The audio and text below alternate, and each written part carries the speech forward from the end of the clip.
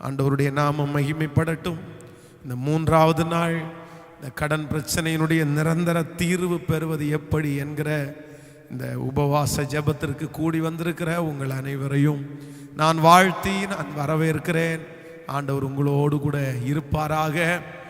அநேகம் பேர் நீங்கள் இந்த ஜெபத்திலே கலந்து கொண்டு ஆசீர்வதிக்கப்படுகிற சாட்சிகளை கேள்விப்பட்டு ஆண்டவருக்கு நான் நன்றி செலுத்துகிறேன். இன்னும் நமக்கு ஒரு சில நாட்கள் வருகிற ஞாயிற்றுக்கிழமை வரைக்கும் இந்த கூட்டம் இருக்கிறது. ஆண்டவருடைய பிள்ளைகள் அதிகமாய் ஜெபத்தோடு இதில் நீங்கள் கலந்து கொள்ளுங்கள். நிச்சயமாக ஆண்டவர் விடுதலை நமக்கு தருவார். நம்முடைய இருதயம் கலங்க வேண்டாம். ஆண்டவர் நம்மோடு கூட இருக்கிறார். இன்றைக்கும் விசேஷமாக இந்த கடன் பிரச்சனையை குறித்து ஆண்டவருடைய சமூகத்திலே நான் ஜெபித்த போது ஆண்டவர் என்னுடைய இருதயத்துக்குள்ளே வைத்த சில வார்த்தைகளை உங்களோடு சொல்லி உங்களுக்காக நான் ஜெபிக்க ஆசைப்படுகிறேன். நம்முடைய வேதத்தை நாம் திறந்து ஒரு வசனத்தை நம்ம வாசிக்க போகிறோம். எல்லாரும் எடுத்துக்கொள்ளலாம். வேதத்தை நாம் திறந்து 1 சாமுவேல் 17ஆம் அதிகாரத்திலே 32வது வசனத்தை நம்ம சேர்ந்து வாசிக்கலாமா? தாவீது சவுலை நோக்கி, இதன் நிமித்தம் ஒருவனுடைய இருதயமும் கலங்க வேண்டியதில்லை. உம்முடைய அடியானாகிய நான் போய் இந்த பெலிஸ்தியனோடே யுத்தம் பண்ணுவேன் என்றான். இன்னொரு விசை நம்ம வாசிக்க போகிறோம். தாவீது சவுலை நோக்கி, இவன் நிமித்தம் ஒருவனுடைய இருதயமும் கலங்க வேண்டியதில்லை. உம்முடைய அடியானாகிய நான் போய் இந்த பெலிஸ்தியனோடே யுத்தம் பண்ணுவேன் என்றான். ஆண்டவருடைய பிள்ளைகளே, இந்த இடத்திலே தாவீது என்கிற தேவனுடைய மனுஷன் இந்த கோலியாத்திற்கு விரோதமாய், கோலியாத் இஸ்ரவேல் ஜனங்களுக்கு விரோதமாய் நின்று அவன் அப்படியே எல்லாரையுமே பயமுறுத்தி கொண்டிருக்கிறான். யாருமே அவனுக்கு விரோதமாக போய் அவனோடு யுத்தம் பண்ணுறதுக்கு யாருமே முன்னாடி வரல. சவுல் ராஜாவே எல்லா இஸ்ரவேல் ஜனங்களை விட மிக உயரமான மனிதன். அந்த மனிதனே முன்னாடி போகல அப்படின்னா படையில இருக்கிற யாருமே முன்னாடி போக மாட்டாங்க. எல்லாருமே ஒதுங்கி ஒதுங்கி போகும்போது அங்கே ஒரே ஒரு மனுஷன் தாவீது என்ன பண்றான் அப்படின்னா, இல்ல ராஜாவை பார்த்து சொல்றான், ஜனங்களை அந்த கூட இருக்கிறவங்களை பார்த்து சொல்றான், யாருடைய இருதயமும் இங்கே நிற்கிற இந்த கோலியாத்தை பார்த்து கலங்க வேண்டியதில்லை. யாருடைய இருதயம் கலங்க வேண்டியதில்லை.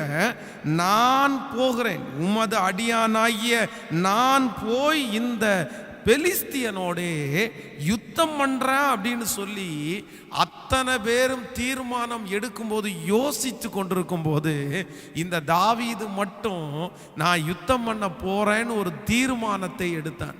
ஆண்டவருடைய பிள்ளையே, கடன் பிரச்சனையிலிருந்து வெளியே வருவதற்கு இன்றைக்கு 3வது நாள் ஆண்டவர் நம்மோடு பேசுகிற ஒரு மிக முக்கியமான வார்த்தை என்ன அப்படின்னா, நீங்க எல்லாருமே ஒரு தீர்மானம் எடுத்தே ஆக வேண்டும். அந்த தீர்மானம் எடுக்காவிட்டால் அவ்வளோ பெரிய கோலியாத் என்கிற அந்த கடனை ஆண்டவருடைய பிள்ளைகள் ஜெயிக்கவே முடியாது. நான் முன்பிலிருந்து சொல்லுகிறேன், கோலியாத் என்கிறது உங்களுக்கு முன்பாக நிற்கிற பிரச்சனை, உங்களுக்கு முன்பாக நிற்கிற கடன். தாவீது என்கிறது நீங்களாக வைத்துக் கொள்ளுங்கள். இப்போ தாவீதிற்கு முன்பாக, இல்லைன்னா இஸ்ரவேல் ஜனங்களுக்கு முன்பாக கோலியாத் என்கிறவன் நிற்கிறான். அந்த கடன் என்கிற ஒரு பெரிய பிரச்சனை நிக்குது. ஆனா அந்த பிரச்சனையோட போராடுறதற்கு, அந்த பிரச்சனையோட நிற்கிறதற்கு யாருமே தீர்மானம் எடுக்கல.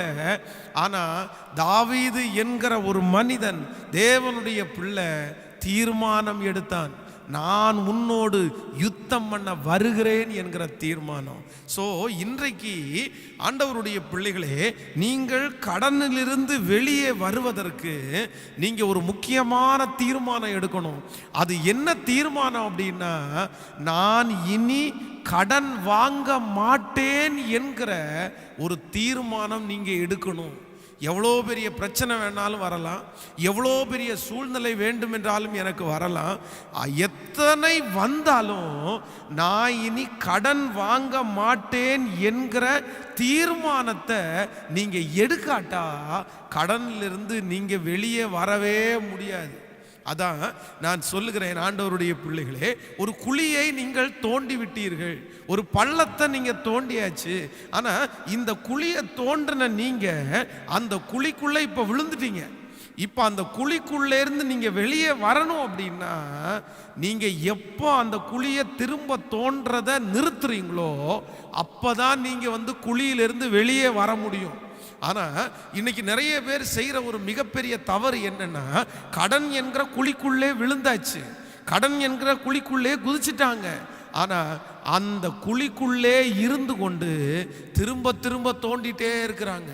நான் சொல்றேன், திரும்ப திரும்ப தோன்றுனீங்கன்னா அந்த குழி இன்னும் ஆழமா தான் போகுமே தவிர நீங்க வெளியே வருவதற்கு இன்னும் அதிகமான காலதாமதம் எடுக்கும். ஸோ கடனிலிருந்து வெளியே வரணும்னு விரும்புறீங்களா? இனி நான் கடனில் வாழக்கூடாதுன்னு விரும்புறீங்களா? நீங்க எடுக்க வேண்டிய மிகப்பெரிய ஒரு தீர்மானம் என்ன அப்படின்னா, இனி நான் கடன் வாங்க மாட்டேன் என்கிற ஒரு தீர்மானத்தை நீங்க எடுக்கல அப்படின்னா நீங்க வெற்றி அடைய முடியவே முடியாது. கிரெடிட் கார்டு, இப்படிப்பட்ட கடன் வாங்குகிற கார்டுகளை கையில வைக்கிறத முதல்ல விட்டுருங்க. நிறைய பேர் அதான் நிறைய டைம் ஃபோன் வரும், எனக்கு கூட நிறைய கால் வந்திருக்குது. கேட்ட உடனே கேட்பாங்க, சார் உங்களுக்கு பர்சனல் லோன் தேவைப்படுதா சார் அப்படின்னு கேட்பாங்க. இன்னும் நிறைய பேர் கேட்பாங்க, உங்களுக்கு கிரெடிட் கார்டு வேணுமா? பெரிய ஏதாவது கடைகளில் நம்ம பொருள் வாங்க போகும்போது அங்கேயே கியூவில் 4 பேர் நிற்கிறாங்க, கார்டை வச்சுட்டு நிற்கிறாங்க. நிறைய பேர் பாருங்க, அந்த பர்ஸில் ஒரு 10 கார்டை வச்சிருக்கிறத பெருமையாக நினைக்கிறாங்க. அந்த 10 கார்டும் கடன் கார்டு. அந்த கடன் வாங்குற அந்த கார்டை தன்னுடைய பர்ஸில் வைக்கிறதற்கு பெருமைப்படுகிற மனுஷன் அப்படின்னு சொன்னா, நான் சொல்றேன், உங்களால எப்படி பிரதர், எப்படி சிஸ்டர் வெளியே வர முடியும்? கடன் வாங்குற ஒரு கார்டு உங்க பர்ஸில் இருக்கிறத நீங்க அவமானமா நினைக்கல, நீங்க அதை வருத்தமா நினைக்கல, அதை பார்க்கும் போதே உங்களுக்கு வெக்கமா தோணல.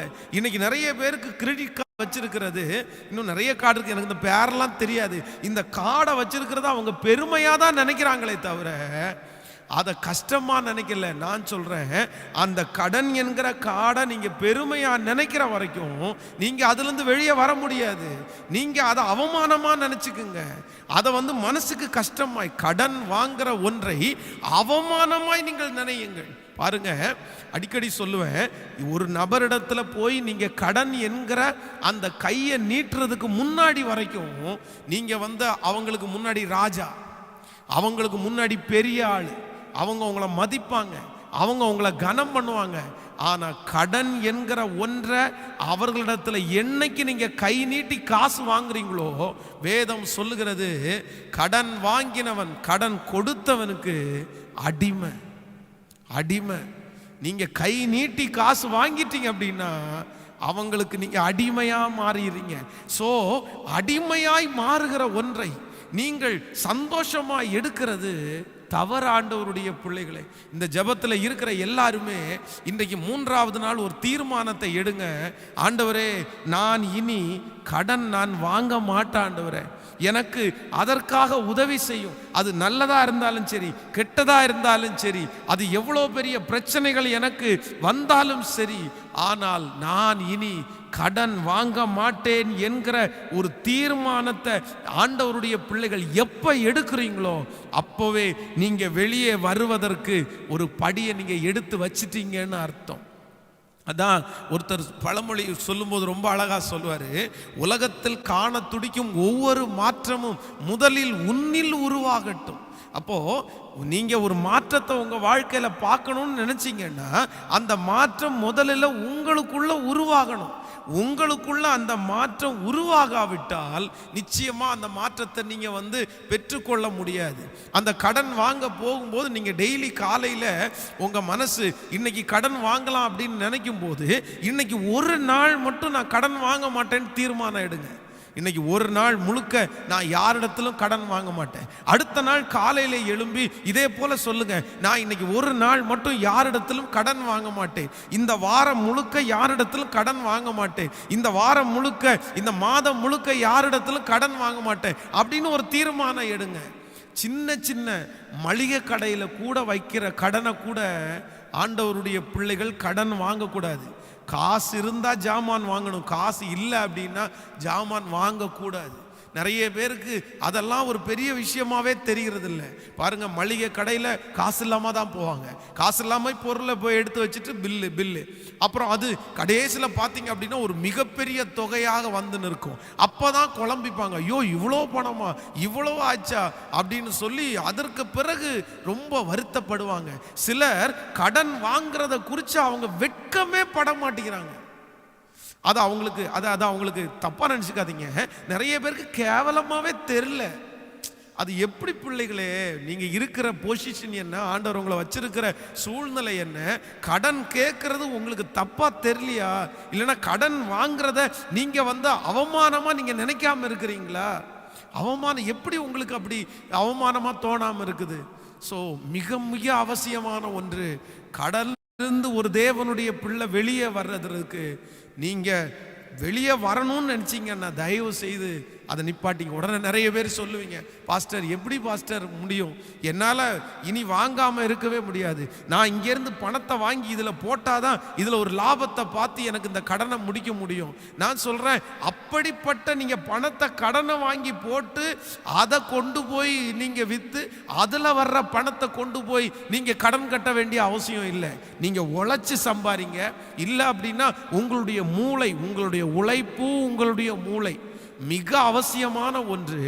கடின உழைப்பு இல்லாத ஒரு மனுஷன் கடன்ல இருந்து வெளியே வர முடியாது. கடினமா நீங்க உழைங்க, ராத்திரி பகலாக நீங்கள் நல்ல ரெஸ்ட் எடுத்துட்டு, ரெஸ்ட் டைம் கொடுத்துட்டு மற்ற நேரங்களில் நிறைய நீங்க உழைச்சிருங்க. உழைச்சு அதை ஞானத்தோடு உழைத்து நீங்கள் அந்த கடனை கட்டணுமே தவிர இன்னொரு இடத்துல இருந்து கடனை வாங்கி போட்டு லாபத்தை கொண்டு வரணும் அப்படின்னு நீங்க நினைக்க கூடாது. நான் அடிக்கடி சொல்லுவேன், இன்வெஸ்ட்மெண்ட், தொழில் ஆரம்பிக்கிறவர்கள், தொழில் செய்கிறவர்கள், நீங்க ஒரு தொழிலை தொடங்கணும்னு நினைச்சீங்கன்னா, ஒரு தொழிலை நீங்க ஆரம்பிக்கணும்னு நினைச்சீங்கன்னா அதனுடைய ஃபர்ஸ்ட் இன்வெஸ்ட்மெண்ட் எதா இருக்கணும் அப்படின்னா, ஃபர்ஸ்ட் கர்த்தர், அதற்கு பிறகு உங்களுடைய உழைப்பு, உங்களுடைய மைண்ட் தான் இருக்கணுமே தவிர ஃபர்ஸ்ட் இன்வெஸ்ட்மெண்ட் பணமா இருக்கவே கூடாது. நிறைய பேர் உங்கள்கிட்ட இருக்கிறதுனா பரவாயில்ல, சிலர் தொழில் ஆரம்பிக்கும் போது பார்த்துட்டீங்க அப்படின்னா யாரோ ஒருத்தரிடத்துல கடனை வாங்கி கொண்டு போய் அந்த கடனை வாங்கி கொண்டு போய் அந்த தொழிலில் கொண்டு போய் இறக்குவாங்க, பணத்தை கொண்டு போய் போடுவாங்க. அவங்க கடின உழைப்பு இருக்காது, வந்தோடனே ஆடம்பரம் பயங்கரமாய் அதில் இன்வெஸ்ட்மெண்ட் பண்ணி அப்படி இப்படி இல்லை. ஃபஸ்ட்டு இன்வெஸ்ட்மெண்ட்டு உங்களுடைய கடினமான உழைப்பும் உங்களுடைய ஞானமும், அது இருந்தாதான் அந்த பிஸ்னஸ் மிகப்பெரிய வெற்றியாய் அடையும். அதில் தான் நீங்கள் நின்று பிடிக்க முடியும், அதில் தான் நீங்கள் லாபத்தை பார்க்க முடியும். இல்லை அப்படின்னா நீங்கள் கடன் வாங்கி இந்த இடத்துல பார்க்குற லாபத்தை வட்டி கட்டுறதுக்கே சரியாக இருக்கும். இந்த இடத்துல பார்க்குற அந்த லாபம் நாலா பக்கம் அப்படி சிதறி போய் உங்களுக்கு அதுலேருந்து ₹1 கூட எடுக்க முடியாமல் போயிடும். ஸோ ஆண்டவருடைய பிள்ளைகளுக்கு தாழ்மையாய் நான் சொல்லுகிற ஒரு வேண்டுகோள் என்னன்னா, இன்னைக்கு இந்த ஜபத்தில் இருக்கிற எல்லாருமே ஒரு தீர்மானம் எடுங்க. நடக்கிறது நடக்கட்டும் பாஸ்டர், வருகிற பிரச்சனை வரட்டும் பாஸ்டர், பரவாயில்ல, நான் இன்னைக்கு ஒரு தீர்மானத்தோட போறேன், நான் கடன் இனி வாங்க மாட்டேன். நம்முடைய திருச்சபையிலே இந்த ஜபத்தை நடத்தி கொண்டிருக்கும் போது பல ஆண்டுகள் நடத்தணும். அப்போ ஒரு பிரதர் அப்படிப்பட்ட ஒரு சூழ்நிலையிலே வந்தார், பயங்கரமான கடன் அவருக்கு. அப்போ அவர் இந்த வார்த்தையை கேட்டு முடிச்ச உடனே சொன்னாரு, பாஸ்டர் எனக்கு எப்படி முடியும்னே தெரியல, இனி கடன் வாங்காம என்னால் சமாளிக்கவே முடியாது, வாங்கினாதான் 10 பேருக்கு நான் பதில் சொல்ல முடியும். ஒன்று பண்ணட்டுமா, நான் ஒரு இடத்துல போய் ஒரே லோனா ₹10 லட்சம் லோனா எடுத்துட்டு பிச்சு இருக்கிற எல்லா கடனையும் முடிச்சுட்டு அந்த ஒரு லோன் மட்டும் நான் கட்டட்டுமா அப்படின்னு எல்லாம் கேட்டாரு. நான் சொன்னேன், ஆண்டவர் பேசி இருக்கிறார் பிரதர், இதுக்கு மேலே எனக்கு பதில் சொல்ல தெரில அப்படின்னு. சரி பாஸ்டர், நான் ட்ரை பண்ணுறேன், நான் முயற்சி எடுக்கிறேன் அப்படின்னு சொல்லி அந்த தீர்மானம் எடுத்துக்கொண்டு போனார். அவருக்கு ரொம்ப கடினமான பாதையை கடந்து வந்தார். கடன் வாங்காமல் இருக்கிறது அவருக்கு ரொம்ப கஷ்டமாக இருந்துருச்சு. ஐயோ கையை கட்டி ஃபஸ்ட்டு ஆரம்பத்தில் அவரால் முடியவே இல்லை. முடியவே இல்லை பாஸ்டர், என்னால் முடியவே இல்லை. பிரதர் கொஞ்சம் சமாளிச்சிருங்க, 1 வீக்கை சமாளிச்சிட்டிங்கன்னா ஒரு மாசத்தை சமாளிச்சிருங்க. அப்படியே அடிக்கடி அவர் ஃபோன் பண்ணும்போது என்கரேஜ் பண்ணிட்டே இருந்தேன். அவர் பார்த்தீங்க அப்படின்னா 1 இயர், 1 வருஷத்தினுடைய நிறைவில் வந்து சொன்னார், பாஸ்டர் இந்த வருஷம் முழுக்க யாரிடத்திலும் நான் கடன் வாங்கவே இல்லை அப்படின்னாரு. இன்றைக்கு ஒரு மிகப்பெரிய ஆச்சரியம், ஒரு 2-3 ஆண்டுகள் ஆகிவிட்டது. அவர் முழு கடனையும் முடிச்சு இன்றைக்கு நிம்மதியாக அவருடைய வீட்டில் சந்தோஷமா இருக்கிறார். ஆண்டவருடைய பிள்ளைகளே, ஃபஸ்ட்டு உங்களுக்கு கடினமாக இருக்கும், ஃபஸ்ட்டு உங்களுக்கு ரொம்ப மனசுக்கு கஷ்டமாக இருக்கும், கடன் வாங்காமல் உங்களால் சமாளிக்கவே முடியாத மாதிரி இருக்கும். ஆனால் நீங்கள் இதிலிருந்து வெளியே வந்துட்டீங்கன்னு வைங்க, அதன் மூலமாய் வருகிற சந்தோஷம், அதன் மூலமாய் வருகிற சமாதானம், அதன் மூலமாய் வருகிற செழிப்பை நீங்கள் பார்க்கும்போது ரொம்ப சந்தோஷப்படுவீங்க. ஐயோ, உங்களுக்கு அவ்வளோ மகிழ்ச்சியாக இருக்கும். அதனால அந்த சந்தோஷத்தை பார்க்கணும்னு நீங்கள் ஆசைப்பட்டீங்க அப்படின்னா ஆண்டவர் உங்களுக்கு ஹெல்ப் பண்ணுவார், ஆண்டவர் உங்களுக்கு உதவி செய்வார். ஆனால் நீங்கள் தீர்மானம் எடுக்காம ஆண்டவர் உங்களுக்கு உதவி செய்யவே முடியாது. ஆண்டவரை பொறுத்த அளவில் தேவனுடைய பிள்ளைகளிடத்திலே இந்த தீர்மானத்தை ஆண்டவர் ரொம்ப அதிகமாக பார்க்குறாரு. அதான் நீங்க 1 அடி எடுத்து வச்சா உங்களுக்காக ஆண்டவர் 10 அடி எடுத்து வைக்கிறவர். ஆனா நீங்க முயற்சியே எடுக்காட்டா நிச்சயமா ஆண்டவர் உங்களுக்காக எதையுமே செய்ய முடியாது. அதான் வாஞ்சையின் அளவுதான் வரங்களின் அளவு. நீங்க எவ்வளவு தூரம் முயற்சி எடுக்கிறீங்களோ அதுதான் உங்க வாழ்க்கையினுடைய வெற்றி. நீங்கள் ராஜாக்களின் புஸ்தகத்தில் வாசிக்கும் போது ஒரு சகோதரி தீர்க்கதரிசியினிடத்தில் சொல்லுகிறார், இந்த மாதிரி என்னுடைய கணவனார் கடன்பட்டார் அப்படின்னு. உடனே அந்த சகோதரி இடத்துல ஊழியக்காரர் சொல்லுகிறார், சரி நீ வீட்டுக்கு போய் உனக்கு இருக்கிற எண்ணெயை நிறைய வெறும் பாத்திரங்களில் ஊற்று, அந்த வெறும் பாத்திரங்களில் ஊற்றிட்டு அதை எடுத்து வித்துடலாம் அப்படின்னு சொல்றாருல்ல. நீங்க வேதத்தில் வாசிச்சு பார்த்தீங்கன்னா தெரியும், ரொம்ப அழகா இருக்கும். இந்த சகோதரி அதே போல போய் அநேகம் வெறும் பாத்திரத்தில் பக்கத்து வீட்டில் இருக்கிற நிறைய பாத்திரத்தை வாங்கி எல்லாத்தையும் ஊத்தியாச்சு. இப்போ என்ன வந்துட்டே இருக்குது, என்ன இல்லைன்னா பாத்திரம் இல்லை. உடனே அவருடைய மகனை பார்த்து கேட்கிறாரு, எப்பா இனியும் ஒரு பாத்திரம் இருந்தா கொண்டு வான்னு சொல்லும்போது அவனுடைய மகன் சொல்லுவான், இல்லம்மா வேற பாத்திரம் எதுவுமே இல்லை, பாத்திரம் முடிஞ்சிருச்சு. அடுத்த வசனத்தில் வாசிக்கும் போது வேதம் சொல்லுது, பாத்திரம் இல்லைன்ற அடுத்த வார்த்தை கேட்கும்போது எண்ணெய் நின்று போயிருச்சு. பாத்திரம் இல்லைன்னா எண்ணெய் நின்றும். அப்போ உங்களுக்கு வாஞ்ச இல்லை அப்படின்னா உங்களுடைய ஆசீர்வாதத்தை பெற்றுக்கொள்ள முடியாது. நீங்க தீர்மானம் எடுக்காம நீங்க ஆசீர்வாதத்தை பெற்றுக்கொள்ள முடியாது. எஸ்தர் ராஜாத்தியை குறித்து வேதத்தில் வாசிக்கிறோம். இஸ்ரவேல் ஜனங்களுக்கு ஒரு மிகப்பெரிய பிரச்சனை நடந்துட்டு இருக்கு, யூத ஜனங்களுக்கு. இப்ப என்ன பண்றதுன்னே தெரியல. ராஜா கையெழுத்து வச்சாகி விட்டது, இதை மாத்துறதுக்கு என்ன பண்றது? அந்த நேரத்தில் அந்த எஸ்தர் ஒரு தீர்மானம் எடுக்கிறார், இவ்விதமாய் நான் சட்டத்தை மீறி ராஜாவினிடத்தில் பிரவேசிப்பேன், நான் செத்தாலும் சாகிறேன் என்கிற அந்த தீர்மானம் எடுத்தாங்க பாருங்களேன். அந்த தீர்மானத்தில் ஆண்டவருடைய கரம் இருந்துச்சு. இன்னைக்கு தீர்க்க தரிசனமான வார்த்தை சொல்றேன், ஆண்டவருடைய பிள்ளையே, ஆண்டவருக்கு ரொம்ப பிடிச்சது என்ன அப்படின்னா நீங்க தீர்மானம் எடுக்கிறது.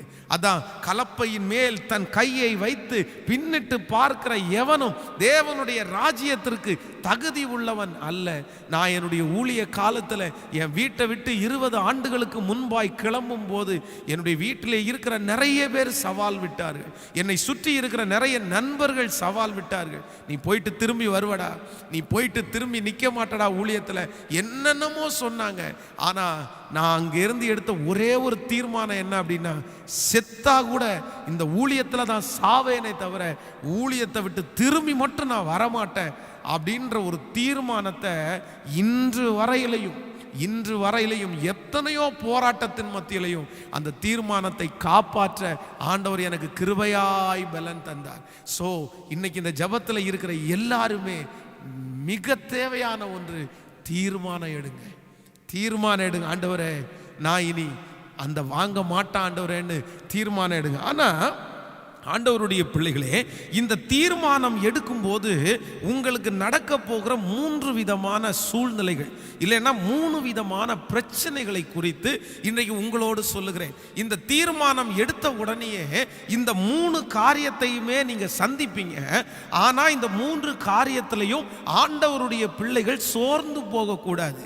அந்த 3 காரியங்களையும் இன்றைக்கு உங்களுக்கு சொல்லி உங்களுக்காக நான் ஜெபித்து அந்த சந்தோஷத்தை அனுபவிக்க ஆண்டவர் உங்களுக்கு வழி நடத்துவார். வேதத்தை திறந்து வாசிக்கலாம்.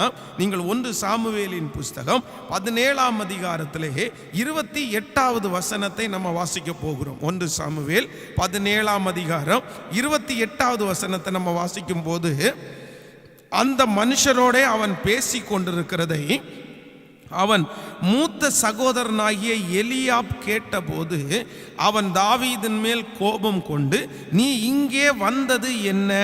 வனாந்தரத்தில் உள்ள அந்த கொஞ்ச ஆடுகளை யார் வசத்தில் விட்டாய்? யுத்தத்தை பார்க்க அல்லவா வந்தாய்? உன் துணிகரத்தையும் உன் இருதயத்தின் அகங்காரத்தையும் நான் அறிவேன் என்றான். கர்த்தருடைய பிள்ளைகளே, இந்த இடத்திலே மிக அழகாக ஒரு வேதம் சொல்லுகிறது. இப்போ தாவீது, சங்கீதக்காரனாகிய தாவீது, கோலியாத் என்கிற ஒரு மனுஷனுக்கு விரோதமாய் போக வேண்டும் என்று ஒரு தீர்மானம் எடுத்துட்டான், ஒரு முடிவு பண்ணிட்டான். இனி நான் அதை செய்ய மாட்டேன்னு. ஸோ அவன் முடிவு பண்ணும்போது முதல்ல அவனுக்கு முன்னாடி வந்து நின்னது என்ன அப்படின்னா, ஏளனம்தான் வந்து நின்றுச்சு. அவனை ஏளனமாய் பார்த்தார்கள், அவனை கேவலமா பார்த்தாங்க. அவனுடைய கூட பிறந்த சகோதரன் கேவலமா பார்த்தான். ஆண்டவருடைய பிள்ளைகளே, நீங்கள் கடன் வாங்க கூடாது என்று தீர்மானம் எடுக்கும்போது முதல்ல உங்களுக்கு என்னதான் வரும் அப்படின்னா, ஏளனம் தான் வரும். இதை போய் சொல்லி பாருங்களேன். நீங்க யாராவது ஒருத்தர்கிட்ட சொல்லி பாருங்களேன், நான் இனி கடனே வாங்க மாட்டேன்னு தீர்மானம் எடுத்துட்டேன் பிரதர் அப்படின்னு சொல்லி பாருங்களேன். சொல்லி பார்த்தோன்னா அவங்க என்ன சொல்லுவாங்க தெரியுமா? ஏன் பிரதர் இவ்வளோ பெரிய பிரச்சனையை வச்சுட்டு இனி யார்ட்டையும் கடன் வாங்காமல் இருக்கிறேன் அப்படின்னு சொல்றீங்க, சும்மா வேலையை பாருங்க அப்படின்னு சொல்லி உங்களை ஏளனமாய்த்தான் பார்ப்பார்கள். உங்களை பரியாசம் பண்ணுவாங்க. உங்களிடத்துல பேசும்போதே கேவலமா பேசுவாங்க. சும்மா இந்த மாதிரி எல்லாம் பேசிட்டு இருக்காதீங்க, சும்மா இந்த மாதிரி எல்லாம் சீன் விட்டுட்டு இருக்காதீங்க, என்னென்னமோ சொல்லுவாங்க. ஆனா அத்தனை பேர் ஏளனம் பண்ணினாலும், தன்னுடைய கூட பிறந்த சகோதரன் ஏளனம் பண்ணினாலும், அவன் எடுத்த தீர்மானத்திலிருந்து வெளியே வரவே இல்லைங்க. போவேன் அப்படின்னு சொன்னவன் இந்த கோலியாத்திற்கு விரோதமாய் போனான். இன்று ஆண்டவருடைய பிள்ளைகளே, யார் உங்களை ஏளனம் பண்ணினாலும், ஒருவேளை இந்த ஜெபம் முடிக்கும் போது நீங்கள் இப்படிப்பட்ட தீர்மானத்தை எடுக்கும் போது யாரோ ஒருத்தர் உங்களை ஏளனம் பண்ணி உங்களை சிரிக்கலாம், உங்களை ஏளனங்கள் உங்களுக்கு நிறைய வரலாம். ஆனா நீங்க சோர்ந்து போகவே போகாதீங்க. நீங்க எடுத்த தீர்மானத்துல நீங்க கவனமாய் அதை கடைசி வரையிலும் பிடித்து கொள்ளுங்கள். நீங்க நியூயார்க் டைம்ஸ் பத்திரிகையில் ஒரு விசை 1903வது வருஷம் அந்த நியூயார்க் டைம்ஸ் பத்திரிகையில் இந்த ரைட் சகோதரர்கள் அவர்களை குறித்து ரொம்ப ஒரு தரக்குறைவான ஒரு காரியத்தை அந்த பத்திரிகை எழுதிருச்சாமா. அவங்கள குறித்து ரொம்ப குறைவாய் மதிப்பு போட்டு அவங்கள ரொம்ப ஒரு கேவலமாக எழுதினாங்களாமா. ஆனால் அவங்க அந்த பத்திரிகை கேவலமாய் எழுதின அடுத்த ஒரு சில நாட்களுக்குள்ளாக அவங்க தயாரித்த ஒரு விமானத்தை அவங்க பறக்க பண்ணியிருக்கிறாங்க. ஒரு விமானத்தை அவர்கள் இன்றைக்கி ரைட் சகோதரர்கள், அவங்கள பற்றி நிறைய பேருக்கு தெரியும்னு நினைக்கிறேன். அவங்க மிகப்பெரிய கோடீஸ்வரர், நாட்டிலே இருக்கிறதுலே பெரிய கோடீஸ்வரர்கள். அவர்கள் இந்த ஃப்ளைட்டு இதை மேனுஃபேக்சரிங் பண்ணுற அவர்களாய் அவர்களுடைய முதல் ஃப்ளைட்டை அவங்க ஏளனம் பண்ணப்பட்டதுக்கு பிறகு அதை வெளியிட்டார்களாமா.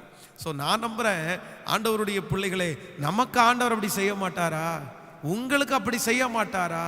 பேதுருவை குறித்து வேதம் சொல்லுகிறது, அவன் ஆண்டவர் கடலில் நடந்துட்டு வர்றாரு. நடந்து வரும்போது எல்லாரும் அந்த கடலில் ஆவேசம் ஆவேசம் என்று கத்துகிறார்கள். அப்போ இவன் பார்த்த ஆண்டவரை பார்த்து கேட்கிறான், ஆண்டவரே நீரா இருப்பீரே, ஆனால் நானும் இந்த கடலில் நடந்து வரட்டுமான்னு கேட்ட உடனே கப்பல்ல இருந்த நிறைய பேர் கேவலமா ஏளனமா பேசியிருப்பாங்க. அவன் நடந்து போகும்போது கூட ஆச்சரியமா பார்த்துருப்பாங்க. ஆனா அவன் அமிழ்ந்து போகும்போது இங்க இருக்கிற எல்லாருமே வந்து கிண்டல் பண்ணியிருப்பாங்க. இவனுக்கு தேவையா இது, எதுக்காக இப்படி பண்ணிட்டு இருக்கிறான், இது ஒரு சரியான ஒரு முந்திரி கொட்டை, என்னென்னமோ சொல்லி இருக்கலாம். ஆனா நான் நம்புறேன், பேதுரு கடல்ல நடந்தவங்களை குறித்து வேதத்துல 2 பேர் எழுதப்பட்டிருப்பாங்கன்னா, ஒன்னு ஆண்டவராகிய இயேசு கிறிஸ்து, இன்னொன்று பேதுரு. இவங்க 2 பேருக்கு தாங்க கடல்ல நடந்தாங்க அப்படின்ற ஒரு பெரிய கிரேடை யாரு வாங்கினான்னா பேதுரு வாங்கிட்டாரு. காரணம் என்ன அப்படின்னா, அந்த ஏளனத்தின் மத்தியிலையும் இவங்க என்ன கிண்டல் பண்ணுவாங்க, இவங்க என்ன நக்கல் பண்ணுவாங்கன்னு தெரியும். ஆனா கூட நான் ஒரு தீர்மானம் எடுக்கிறேன்னு காலடிகளை முன்பாக வைத்ததுனால அந்த பேரை இன்னைக்கு வாங்க அளவுக்கு ஆண்டு உதவி செய்தார். நான் நம்புறேன், இந்த ஜெபத்தில் இருக்கிற ஆண்டவருடைய பிள்ளைகளே, உங்களை எத்தனை பேர் வேண்டும் என்றாலும் ஏளனமாய் பேசலாம், ஏளனமாய் பேசலாம். உங்க கூட வேலை பார்க்குறவங்க நிறைய பேர் இந்த காரியத்தை கேள்விப்பட்ட உடனே ஏளனம் பண்ணலாம். ஆனா நீங்க எத்தனை பேர் ஏளனம் பண்ணினாலும் நீங்க கவலைப்படவே கூடாது. தீர்மானத்தில் தயவு செய்து அந்த தீர்மானத்தை மரணம் வரைக்கும் காப்பாற்றக்கூடிய பலனை ஆண்டவர் உங்களுக்கு தரணும்னு நான் பாரத்தோட ஜெபிக்கிறேன். நிச்சயமா தருவாரு, நிச்சயமா தருவாரு. அதுதான் நம்பிக்கை, அதுதான் விசுவாசம். அழைத்த தேவன் கைவிட்டு விடுவாரோ, இதுவரையிலும் நடத்தின தேவன் கைவிட்டு விடுவாரோ? எத்தனையோ சூழ்நிலையிலிருந்து உங்களை தூக்கி எடுத்த தெய்வம் இதிலிருந்து உங்களை தூக்கி எடுக்க மாட்டாரோ? நான் நம்புகிறேன், நிச்சயமாய் தூக்கி எடுப்பார். சோ எவ்வளவு அவமானம், எவ்வளவு நிந்த வந்தாலும் நான் எடுத்த தீர்மானத்தில் உறுதியாயிருப்பேன். கையை உயர்த்தி நம்புறவங்க மட்டும் உங்க கையை உயர்த்தி இந்த செய்தி கொடுத்துட்டு இருக்கும் போதே அப்பாவை பார்த்து சொல்லுங்க, ஆமா ராஜா, எனக்கு நிந்த வந்தாலும் எனக்கு அவமானங்கள் வந்தாலும் சொல்லுங்க எல்லாரும், அவமானங்கள் வரலாம், எனக்கு நிந்த வரலாம், ஆனா நான் நம்புறேன்ப்பா, நான் வந்து எடுத்த தீர்மானத்தில் கடைசி வரைக்கும் நான் நிலை நிற்பேன்னு சொல்லுங்க. நான் நிலை நிற்பேன். ஹல்லேலூயா. சில நேரத்தில் ஆண்டவருடைய பிள்ளைகள் சொல்ற வார்த்தை எல்லாத்தையும் நீங்க காது கொடுத்து சில நேரத்தில் கேட்டுட்டீங்க அப்படின்னா உங்களால் சில காரியத்தை வெற்றி அடையவே முடியாது. அதனால அவங்க எவ்வளோ ஏளனம் பண்ணினாலும் காதை அப்படியே அடைச்சிட்டு, என் மீட்பர் உயிரோடு இருக்கிறார், நான் விசுவாசிக்கிற தேவன் இன்னார் என்று அறிவேன், என்ன அவருக்கு விடுதலை கொடுக்க வல்லவராய் இருக்கிறார். ஆமேன் சொல்லுங்கள். நம்பர் 2, இரண்டாவதாக, நீங்க கடன் வாங்க மாட்டோம் என்று ஒரு தீர்மானம் எடுக்கும் போது உங்களுக்கு வருகிற இரண்டாவது சூழ்நிலை என்ன அப்படின்னா, வாசிக்கலாம். நீங்கள் அந்த 1 சாமுவேலின் புஸ்தகம் 10ஆம் அதிகாரத்திலே 38வது வசனத்தை வாசிக்க போகிறோம். 38வது வசனத்தை வாசிக்கலாமா? சவுல் தாவீதுக்கு தன் வஸ்திரங்களை உடுப்பித்து வெண்கலமான ஒரு சீராவை அவன் தலையின் மேல் போட்டு ஒரு கவசத்தை அவனுக்கு தரிப்பித்தான். இன்னொரு விஷயம் கூட வாசிக்கலாம். சவுல் தாவீதுக்கு தன் வஸ்திரங்களை உடுத்துவித்து வெண்கலமான ஒரு சீராவை அவன் தலையின் மேல் போட்டு ஒரு கவசத்தை அவனுக்கு தரிப்பித்தான். அவனுடைய பட்டயத்தை தாவீது தன் வஸ்திரங்கள் மேல் கட்டி கொண்டு அதிலே அவனுக்கு பழக்கம் இல்லாததினால் நடந்து பார்த்தான். அப்பொழுது தாவீது சவுலை நோக்கி, நான் இவைகளை போட்டு கொண்டு போகக்கூடாது, இந்த அப்பியாசம் எனக்கு இல்லை என்று சொல்லி அவைகளை களைந்து போட்டு.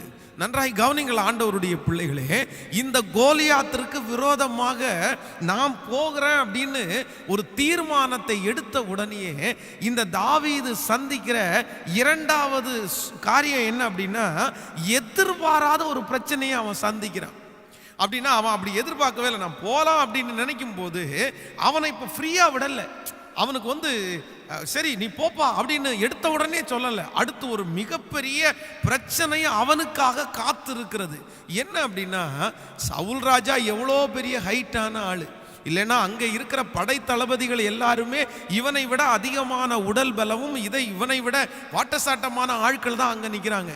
ஆனால் இந்த சவுல் என்ன சொல்றாரு அப்படின்னா, இந்த வஸ்திரத்தை எல்லாம் போடுப்பா, இந்த தலை சீராவை மாட்டிக்கப்பா, இந்த பட்டயத்தை கையில் எடுத்து வச்சுக்கப்பா, நீ போறதே போற, உனக்கு சேஃப்டி வேணும் இல்லை, உனக்கு பாதுகாப்பு வேணும்ல அப்படின்னு சொல்லி தன்னுடைய ஆயுதங்களை தன்னுடைய காரியங்களை எல்லாம் அவனுக்கு கொடுக்கும்போது இவன் சொல்றான், இந்த அப்பியாசம் எனக்கு இல்லை. ஸோ எதிர்பாராத பிரச்சனைகள் உங்க வாழ்க்கையில இந்த தீர்மானத்தை எடுத்ததற்கு பிறகு எல்லாமே சரியாயிரும்னு நான் சொல்லல.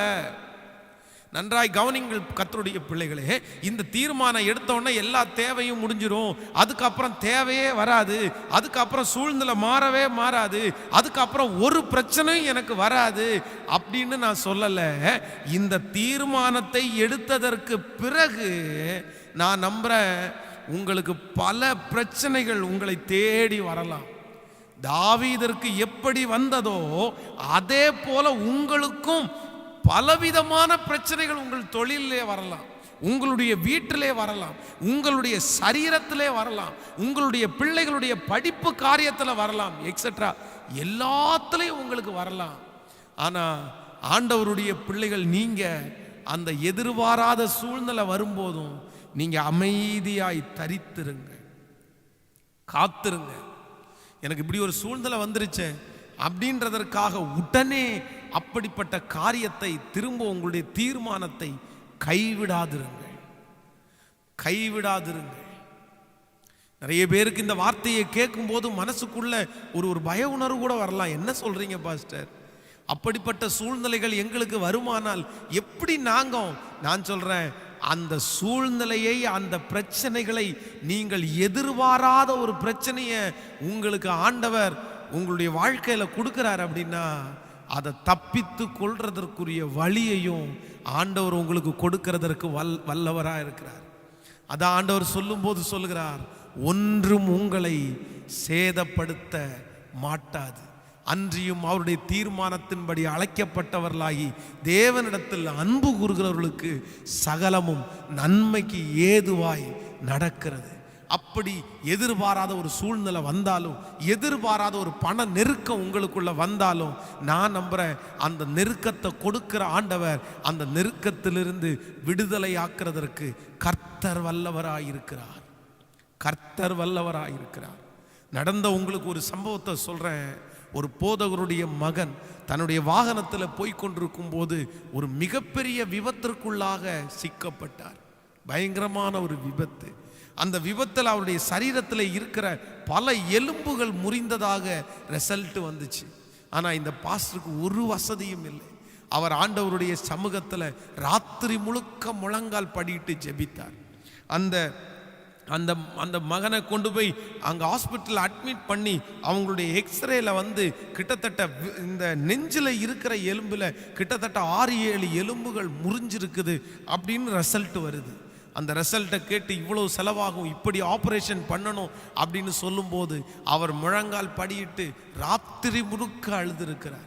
ஆண்டவரே, நான் இந்த பிரச்சனையை எதிர்பார்க்கல, இந்த சூழ்நிலையை நான் எதிர்பார்க்கல, என்ன செய்யறதுன்னே தெரில அப்படின்னு ஆண்டவருடைய சமூகத்தில் ஜெபிச்சுட்டே இருந்திருக்கிறார். அடுத்த நாள் காலையில் அவர் ஹாஸ்பிட்டலில் போய் பார்க்கும்போது நம்ப முடியாத ஒரு மிகப்பெரிய ஆச்சரியம். 2வது ஸ்கேனில் அவனுடைய நெஞ்சிலே உடைந்திருந்த எல்லா எலும்புகளும் ஒன்று கூடி இருக்கிறது. ஒரே இரவில் அந்த மகனும் ரட்சிக்கப்பட்டான், அவரும் ஊழியத்திற்காக ஒப்பு கொடுத்தார். அந்த எதிர்பாராத சூழ்நிலையை ஆண்டவர் அவங்க வீட்டில் நன்மையாகவே மாற்றினார். இன்றைக்கும் இந்த வார்த்தையை கேட்டுக்கொண்டிருக்கிற ஆண்டவருடைய பிள்ளையை, பாஸ்டர், இப்படிப்பட்ட ஒரு சூழ்நிலை எனக்கு வரும்னு நான் எதிர்பார்க்கல, இப்படிப்பட்ட ஒரு தேவை என் வாழ்க்கையில் வரும்னு நான் எதிர்பார்க்கல, திடீர்னு ஒரு மருந்து செலவு, திடீர்னு ஒரு மாத்திரை செலவு, திடீரென்று ஒரு விபத்து, திடீரென்று ஒரு நஷ்டம், எதிர்பாராத ஒன்று, அதில் நான் இதுக்கு முன்னாடி மாட்டிட்டேன். அந்த எதிர்பாராத சூழ்நிலை வரும்போது அவசரப்பட்டு ஏதோ ஒன்றை செய்ய வேண்டும் என்று என்னால் தரித்திருக்க முடியல. நான் சொல்றேன், எத்தனையோ பேர் உங்களை அவசரப்படுத்தினதுனால நீங்க அந்த காரியத்தை செஞ்சிருக்கலாம்.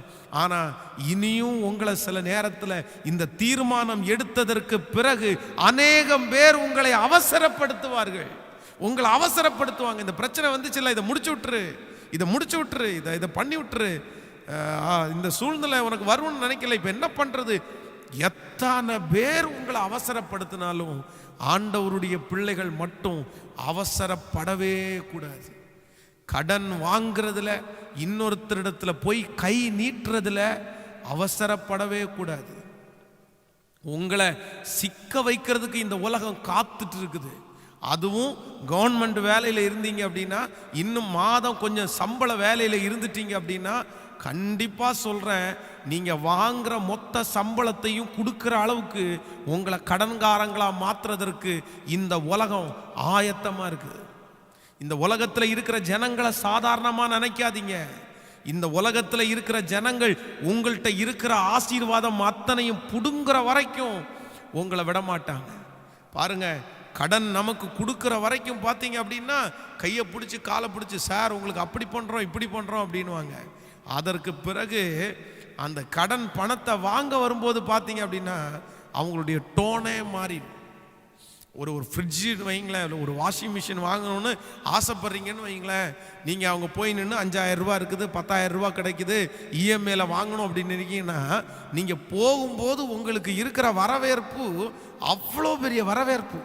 வாங்க சார் வாங்க சார் வாங்க சார், இதெல்லாம் ஒன்றும் பிரச்சனை இல்லை சார், சேலரி சர்டிஃபிகேட் மட்டும் கொடுங்க சார், நாங்களே பண்ணிக்கிறோம் சார், அதை பண்ணிக்கிறோம் சார், இதை எல்லாத்தையும் வாங்கி முடிச்சுட்டு கடைசியில் மாதம் நீங்கள் கட்டுறதுக்கு 1 மாதம் கட்டுறதுக்கு லேட்டானா கெட்ட வார்த்தையில் பேசுவாங்க, வீட்டுக்கு வருவாங்க, அவமானப்படுத்துவாங்க, எவ்வளவு கஷ்டப்படுத்துவாங்க தெரியுமா?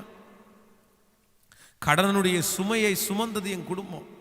இன்றைக்கு இந்த கடன் பிரச்சனையினுடைய கூட்டத்தை நான் நடத்துவதற்கு மிக முக்கியமான காரணம், அந்த கடனினாலே வருகிற அவ்வளவு கஷ்டத்தையும் என்னுடைய சின்ன வயதிலே நான் அனுபவித்திருக்கிறேன். கடன்காரங்க வீட்டுக்கு வரும்போது எங்கள் அம்மா அப்பா சொல்லுவாங்க, அம்மா அப்பா வெளியே மாடுக்கு வச்சுருக்காங்க, அந்த மாடுக்கு தண்ணி எடுக்க போயிட்டாங்க, புல்லு எடுக்க போயிட்டாங்கன்னு சொல்லுங்க அப்படின்னு சொல்லி வீட்டுக்குள்ளே இருந்துட்டு என்கிட்ட பொய் சொல்லுவாங்க. கடன்காரன் அங்கேருந்து வந்தாங்கன்னா இந்த பக்கத்தில் எங்கள் அம்மா அப்பா ஒளிஞ்சு அப்படியே போயிடுவாங்க.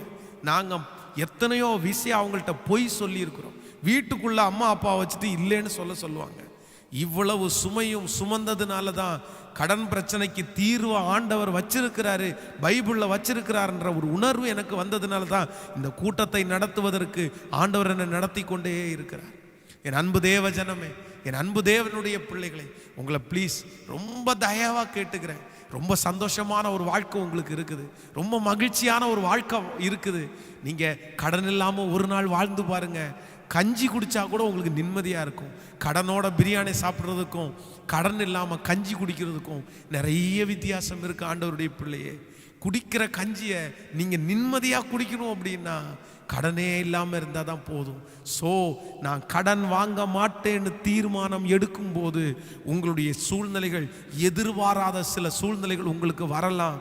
ஆனால் அந்த நேரத்தில் பாஸ்டர் நான் இனி எப்படி என்ன செய்கிறது அப்படின்னு நினைக்காதீங்க. நீங்கள் அமர்ந்திருங்க. எலியாவை காகம் கொண்டு போஷித்த கர்த்தர் உங்களை நடத்த வல்லவராய் இருக்கிறார். அந்த இடத்துல ஒரு அற்புதம் தேடி வரும். உங்களுடைய விசுவாசத்தை கர்த்தர் கனம் பண்ண வல்லவராய் இருக்கிறார். ஒரு நாளும் உங்களை கர்த்தர் வெட்கப்படுத்த விடமாட்டார். அந்த இடத்துல தேவனுடைய சமூகத்தில் அமர்ந்திருங்கள். ஆண்டவரே, நான் தீர்மானம் எடுத்திருக்கிறப்பா, நீங்க ஹெல்ப் பண்ணுங்கப்பா. அந்த அவமானம் பரவாயில்ல, அந்த நிந்த பரவாயில்லப்பா, நான் தீர்மானம் எடுத்திருக்கிறேன். கர்த்தர் நிறைவேற்ற பலன் தருவார். கைகள் அப்படியே உயர்த்துங்க பார்க்கலாம். கையை அப்படியே உயர்த்தி, எஸ் லார்ட், நன்றி. எந்த சூழ்நிலை வந்தாலும், ஒருவேளை இந்த ஜெபத்தில் இருக்கிற ஆண்டவருடைய பிள்ளைகளே, உங்களுடைய வாழ்க்கையில் இந்த ஜெபம் ஆரம்பித்ததற்கு பிறகு பெரிய பெரிய சூழ்நிலைகள் உங்களுடைய வாழ்க்கையில் வரலாம். ஆனாலும் கையை உயர்த்தி சொல்லுங்க, எடுத்த தீர்மானத்தில் நான் நிலைத்திருக்கிறதற்கு ஆண்டவரே எனக்கு ஒரு உதவியை செய்வீராகப்பா. எங்களுக்கு ஒரு உதவியை செய்யும்படியாக நான் ஜெபிக்கிறேன். ஆமென், ஹல்லேலூயா. நம்பர் 3, மூன்றாவதாக, நீங்க இந்த கடன் நான் இனி வாங்க மாட்டேன் அப்படின்னு சொல்லி தீர்மானம் எடுக்கும்போது உங்களுக்கு எந்த சூழ்நிலையை நீங்க சந்திக்க வேண்டியது இருக்கும்னா, வாசிக்கலாம். நீங்கள் அதே 1 சாமுவேலின் புஸ்தகம் 17ஆம் அதிகாரத்திலே 44வது வசனத்தை வாசிக்க போகிறோம். 1 சாமுவேல் 17ஆம் அதிகாரத்திலே 44வது வசனத்தை நம்ம வாசிக்கும் போது, பின்னும் அந்த பெலிஸ்தியன் தாவீதை பார்த்து, என்னிடத்திற்கு வா, நான் உன் மாம்சத்தை ஆகாயத்து பறவைகளுக்கும் காட்டு மிருகங்களுக்கும் கொடுப்பேன் என்றார். தீர்மானம் எடுத்து இப்ப தாவீது அந்த பிரச்சனையை சந்திக்கிறதுக்கு போகும்போது ஆப்போசிட்ல இருந்து என்ன வருது அப்படின்னா, பின்னும் அந்த பெலிஸ்தியன் தாவீதை பார்த்து, என்னிடத்தில் வா, நான் உன் மாமிசத்தை ஆகாயத்து பட்சிகளுக்கும் காட்டு மிருகங்களுக்கும் கொடுப்பேன் என்றார். ஆண்டவருடைய பிள்ளைகளே, தாவீது எதிர்த்து போராடுவேன்னு தீர்மானம் எடுத்தோன்னே அங்கிருந்து என்ன வருது அப்படின்னா, மிரட்டல் வருது. அந்த கடன் இல்லைன்றால் அந்த எதிரி, அந்த கோலியாத் தாவீதை மிரட்டுறான். வா, என்னிடத்தில் வா, நான் உன்னை இன்னைக்கு என்ன பண்ண போறேன் தெரியுமா, உன் மாமிசத்தை ஆகாயத்து பட்சிகளுக்கு உணவா நான் கொடுக்க போறேன். மிரட்டுறான் அப்படியே. ஆனா அந்த மிரட்டல்களை பார்த்து ஒரு நாள் சோர்ந்து போகவும் கூடாது, ஆண்டவருடைய பிள்ளைகள் பயப்படவும் கூடாது. நீங்கள் கடன் இனி வாங்க மாட்டேன் என்று முயற்சி எடுக்கும் போது உங்களை எல்லாருமே அப்படியே வரவேற்கலாம் மாட்டாங்க. அப்படியே சரி பரவாயில்ல பார்த்து கொடுங்க அப்படின்னு சொல்ல மாட்டாங்க. சில நேரத்தில் உங்களுக்கு மிரட்டல்கள் வரும், அதிகமாய் மிரட்டுவாங்க. உன்னை கொன்றுவேன், உன்னை அப்படி பண்ணிடுவேன், உன்னை இப்படி பண்ணிடுவேன். ஒருவேளை இந்த ஜெபத்தில் இருக்கிற ஆண்டவருடைய பிள்ளைகள் கூட நிறைய மிரட்டல்களுக்கு நீங்கள் பயந்து போய் இருக்கலாம். உங்களை பேங்க்ல இருந்து மிரட்டலாம், உங்களை அப்படி பண்ணிடுவோம் இப்படி பண்ணிடுவோம். ஆண்டவருடைய பிள்ளைகள், நான் நம்புகிறேன், நீங்க ஆண்டவருடைய அரவணைப்புக்குள்ள வந்துட்டீங்க அப்படின்னா, நீங்க ஆண்டவருடைய அரவணைப்புக்கு வெளியே இருக்கிற வரைக்கும் தான் அந்த மிரட்டல்கள் உங்களுக்கு நடக்கும். ஆனா நீங்க ஆண்டவருடைய அரவணைப்புக்குள்ள வருவீங்க அப்படின்னா, ஆண்டவருடைய அனுமதி இல்லாமல் ஒரு தலை மயிராயிலும் கீழே விழாது. அதான் சங்கீதக்காரனாகிய தாவீது சிமேயி தூசிக்கும் போது சொல்றான், இரத்த பிரியனே, பேலியாளின் மகனேன்னு தூசிக்கும் போது தாவீது ரொம்ப அழகா சொல்றான், அவன் தூசிக்கட்டும், கர்த்தர் அனுமதிச்சிருக்கிறார், அதனால தான் சிமேயி தூசிக்கிறான். அவர் அனுமதிக்கலைன்னா இந்த சிமேயி தூசிக்க மாட்டான். சோ ஆண்டவருடைய பிள்ளைகளை தொட முடியாது, ஆண்டவருடைய பிள்ளைகளுக்கு விரோதமா எதையுமே செய்ய முடியாது. நீங்க மிக கவனமாக இருக்க வேண்டிய ஒன்று, இந்த கடன் வாங்க மாட்டேன்னு சொல்லும்போது, மிரட்டல்கள் வரும்போது, ஆண்டவருடைய பிள்ளைகள் பயப்படவே பயப்படாதீங்க. உங்களோடு கர்த்தர் இருக்கிறார், உங்களோடு தேவன் இருக்கிறார், உங்களை நடத்துகிறவர் இருக்கிறார். இந்த தாவீதை குறித்து வேதம் சொல்லுகிறது, அந்த கோலியாத்தை அவ்வளவு பெரிய மிரட்டல் வைத்து, உன் சரீரத்தை நான் ஆகாயத்து பறவைகளுக்கு நான் தீனியா நான் கொடுப்பேன்னு சொல்லும் போது கூட அவ்வளோ பெரிய மனுஷன் கர்ச்சிச்சா எப்படி இருக்கும்? ஆனா அவனுடைய இருதயம் பயப்படவே இல்லை. ஏன் அப்படின்னா, இதுவரையிலும் என் உயிரை காப்பாற்றினது நான் அல்ல, இதுவரையிலும் என் உயிரை காப்பாற்றினது கர்த்தர். சிங்கங்களுடைய கைக்கு தப்புவித்தார், கரடிக்கு என்னை தப்புவித்தார், இந்த கோலியாத்திற்கு என்னை தப்புவிக்கிறதற்கு வல்லவராயிருக்கிறார். இந்த சத்தத்தை கேட்கிற அன்பு தேவ பிள்ளையே, உங்களுக்கு இதற்கு முன்பாக உங்களுடைய உயிருக்கு எத்தனையோ பிரச்சனை வந்திருக்கிறது. உங்களுக்கு மரணத்தை நீங்கள் நேரடியாக கூட பார்த்திருக்கிறீர்கள். ஆனா இதுவரைக்கும் உங்களை சேதப்படுத்தல, இதுவரையிலும் உங்களை சேதப்படுத்தல, இதுவரையிலும் ஆண்டவர் உங்களை பாதுகாத்தார், உங்க ஜீவனை பாதுகாத்தார். உங்களுக்கு எத்தனையோ மிரட்டல்கள் வந்தது, ஆண்டவர் அதுவரையும் உங்களை பாதுகாத்தார். நான் நம்புறேன், கர்த்தர் உங்களுக்கு கொடுத்திருக்கிற நாள் வரைக்கும் உங்களை ஒருவரும் உங்களை தொடவே முடியாது. இதுவரையிலும் காப்பாற்றின கர்த்தர் இனியும் காப்பாற்றி நடத்த கர்த்தர் வல்லவராயிருக்கிறார். ஆண்டவரை அரெஸ்ட் பண்றதுக்கு வரும்போது ஆண்டவர் அவங்களிடத்துல கேட்கிறாரு, இத்தனை நாளும் உங்கள்கிட்ட தானே நான் சுத்திட்டு இருந்தேன், இது அத்தனை நாள் உங்களை தானே நான் டெய்லி பார்த்துட்டு இருந்தேன், ஏன் என்ன அரெஸ்ட் பண்ண வரல? நான் நம்புறேன், ஆண்டவருடைய வேலை வர்ற வரைக்கும் அவங்க கண்ணுக்கு முன்னாடி ஆண்டவர் நின்னாலும் அவரை அரெஸ்ட் பண்றதற்கு முடியவே இல்லை. அப்போஸ்தலனாகிய பவுல், பேதுரு, இப்படிப்பட்ட பரிசுத்தவான்களை நீங்க வேதத்தில் வாசிக்கும் போது வேதம் சொல்லுது, அதே எதிரி அவங்களுக்கு எப்பவுமே இருந்தாங்க. ஆனா அவங்க ஓட்டம் முடிகிற வரைக்கும், அவங்க ஊழியம் முடிகிற வரைக்கும் யாருமே அவங்கள தொடவே முடியல. தொடர்றதற்கு ஆண்டவர் அதிகாரமும் கொடுக்கவும் இல்லை. எனக்கு தெரியும், நான் இந்த ஊழியத்தில் வரும்போது கூட எத்தனையோ பேர் எப்படியோ மிரட்டி இருக்கிறார்கள். உயிரை எடுத்துருவோம், கொன்றுவோம், அழிச்சிருவோம். ஆனால் நான் இன்னைக்கு ஆண்டவருக்குள்ள விசுவாசிக்கிறேன். எனக்கு என்னைக்கு வரைக்கும் இந்த இடத்துல ஊழியம் செய்யணும்னு கர்த்தர் எனக்கு ஆயுசு காலத்தை கர்த்தர் வச்சிருக்கிறாரோ, அவர் வச்சிருக்கிற நாள் வரைக்கும் ஒருத்தரும் தொட முடியாது. யோபுவை குறித்து வேதம் சொல்லுகிறது, யோபுவின் பேர்ல சத்துரு கண் போட்டுட்டான். ஆண்டவருடைய சமூகத்தில் வந்து நிற்கும் போது ஆண்டவர் சொல்றாரு, என் யோபுவின் மேல கண் வைத்தாயோ. எல்லாத்தையும் எடுக்கிறதுக்கு பர்மிஷன் கொடுத்தது வேற யாரும் இல்லை, கர்த்தர் தான் பர்மிஷன் கொடுத்தாரு. ஆண்டவர் தான் பர்மிஷன் கொடுத்தாரு. ஏன்னா ஆண்டவருடைய அனுமதி இல்லாம யோபுவை சத்துருவால தொட முடியல. நான் சொல்றேன், பிசாசால உங்களை தொட முடியாது, மனுஷங்களால உங்களை தொட முடியாது. எவ்வளோ மிரட்டல்கள் வந்தாலும் உங்க கூட இருக்கிறது கர்த்தர். உங்க கூட இருக்கிற பலன் தேவ பலன். உங்க கூட இருக்கிறவர் பெரியவர்.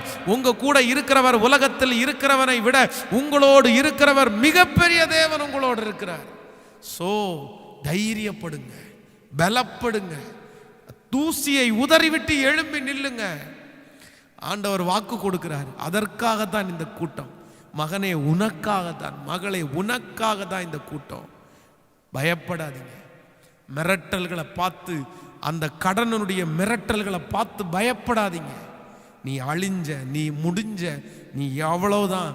அந்த கடன் உங்களை பார்த்து மிரட்டிட்டே இருக்குதா? டெய்லி காலையிலே எழும்பும் போது அந்த மிரட்டல் சத்தத்தை கேட்டு சோர்ந்து போகிறீர்களோ? சோர்ந்து போக வேண்டாம், அது ஒன்றும் பண்ணாது. நம்புறீங்களா? கையை மேலே உயர்த்தி ஆண்டவரை பார்த்து சொல்லுங்க, நம்புற ஆண்டவரேன்னு சொல்லுங்க, நம்புற ஆண்டவரேன்னு சொல்லுங்க. முழு பலத்தோட சொல்லுங்க, ஆண்டவரே நான் நம்புறேன்,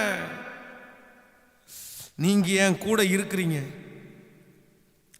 நீங்க என் கூட இருக்கிறீங்க, நீங்க என் கூட இருக்கிறீங்க. உலகத்தை ஜெயித்த ரட்சகரை என் கூட இருக்கிறீங்க. ஹல்லேலூயா, ஹல்லேலூயா. சோ இன்றைக்கு மிக முக்கியமான ஒரு காரியத்தை உங்களோடு சொன்னேன்.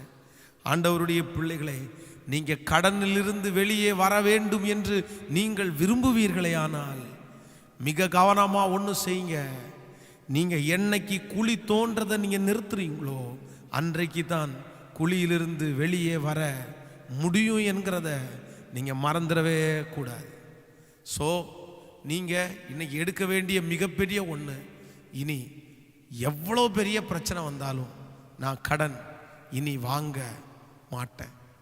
இந்த ஜெபத்தில் இருக்கிற நிறைய பேர் யோசிச்சுட்டே இருக்கலாம், அவ்வளோதான், இந்த இடத்துல இருந்து கொஞ்சம் கடன் கிடைச்சா நல்லா இருக்கும், இந்த இடத்துல இருந்து கொஞ்சம் பணம் கிடைக்கிறது மாதிரி ஜோம் பண்ணுங்க பாஸ்டர், இந்த காசு வர்ற மாதிரி ஜோம் பண்ணுங்க பாஸ்டர். நான் இன்னைக்கு சொல்றேன், உங்களுக்கு இன்னொருத்தர் கடன் கொடுக்கறதுக்காக ஜோம் பண்ண மாட்டேன், கடன் கொடுக்கறதுக்காக ஜோம் பண்ண மாட்டேன். என்ன பாஸ்டர் இப்படி சொல்றீங்க? எனக்கு எப்படியோ அந்த பணத்தை வாங்கி ஒரு பெரிய செட்டில்மெண்ட் முடிச்சா பரவாயில்லையா அப்படின்னு நினைச்சேன். நான் சொல்றேன், ஏற்கனவே ஒரு குழியில் இருக்கிறீங்க, திரும்பவும் அடுத்த குழிக்குள்ள நீங்க தோண்டலாமா? கடன் என்கிறது இந்த கடத்துல மாதிரி அடுத்து அதுக்கு வாங்கி அடுத்து வாங்கி அடுத்து அப்படியே இது வளர்ந்துட்டே இருக்கும், இது வளர்ந்துட்டே இருக்கும். ஆண்டவருடைய பிள்ளைகள் இதுல கவனமா இருங்க. ஒருத்தர் சொல்லும்போது என்கிட்ட ரொம்ப இதுவா சொன்னாரு, பாஸ்டர் எனக்கு ஒரு சின்ன இது மட்டும் வேணும். என்ன அப்படின்னா, இப்போ எனக்கு ஒரு 10,000 ரூபாய் கடன் இருக்குது, இதை நான் அடைக்கணும். அதனால ஒன்று பண்ணுறேன் பாஸ்டர், ஒருத்தர் 15,000 ரூபாய் ஒருத்தர்கிட்ட கடன் வாங்கியிருக்கிறேன். அந்த 15,000 ரூபாய் கடனை நான் கையில் வாங்கி இந்த 10,000 ரூபாய்க்கு கொடுக்க வேண்டிய எல்லாருக்கும் நான் செட்டில் பண்ணிடுறேன். அப்போது ஒரே கடனாக அது மாறிடும்ல அப்படின்னு சொல்கிறாரு. நான் உடனே அவரை பார்த்து கேட்டேன், இப்போ உங்களுக்கு இருக்கிற கடன் எவ்வளோ பிரதர்? 10,000.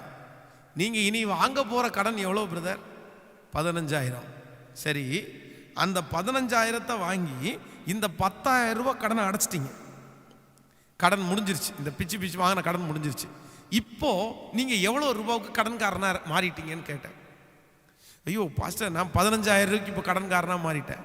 ஸோ இப்போ உங்க கடன் குறைஞ்சிருக்கா அதிகமாயிருக்கான்னு கேட்டேன். அதிகம்தான் இருக்குது.